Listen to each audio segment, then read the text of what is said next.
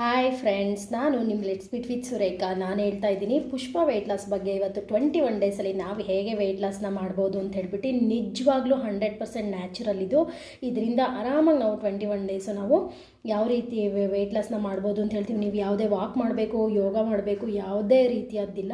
ನಿಜವಾಗ್ಲೂ ಈ weight loss powder ಇದೆಯಲ್ಲ, ಪುಷ್ಪ ವೆಯ್ಟ್ ಲಾಸ್ ಪೌಡರ್ ಬಂದುಬಿಟ್ಟು ಮಾರ್ನಿಂಗ್ 1 ಸ್ಪೂನು ಮಜ್ಜಿಗೆಯಲ್ಲಿ ಎಂಟಿ ಸ್ಟಮಕಲ್ಲಿ ಕುಡಿಬೇಕು.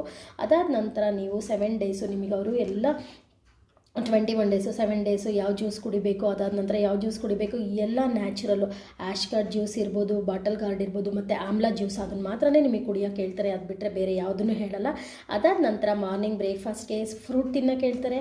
ಮತ್ತು ಮಧ್ಯಾಹ್ನ ಪುಷ್ಪ ವೆಯ್ಟ್ ಲಾಸ್ ಅವ್ರದ್ದು ಮಾಲ್ಟ್ ಇದೆ. ಈ ಮಾಲ್ಟನ್ನು ಕೂಡ ನಾವು ಗಂಜಿ ಥರ, ರಾಗಿ ಗಂಜಿ ಎಲ್ಲ ಮಾಡೋದು ಎಲ್ಲರಿಗೂ ಗೊತ್ತೇ ಇರುತ್ತೆ ಅಲ್ವಾ. ಸೊ ಅದೇ ರೀತಿ ನೀವು ಬೇಕಾದರೆ ವೆಜಿಟೇಬಲ್ಸ್ನ ಆ್ಯಡ್ ಮಾಡ್ಕೊಂಡು, ಬಾಯ್ಲ್ ಮಾಡ್ಕೊಂಡು ಆ್ಯಡ್ ಮಾಡ್ಕೊಂಡು ನೀವು ಈ ಮಾಲ್ಟನ್ನು ಮಾಡ್ಕೊಂಡು ಕುಡಿಬೋದು. ಅದ್ರ ಜೊತೆಗೂ ಕೂಡ ನೀವು ಫ್ರೂಟ್ಸು ಮತ್ತು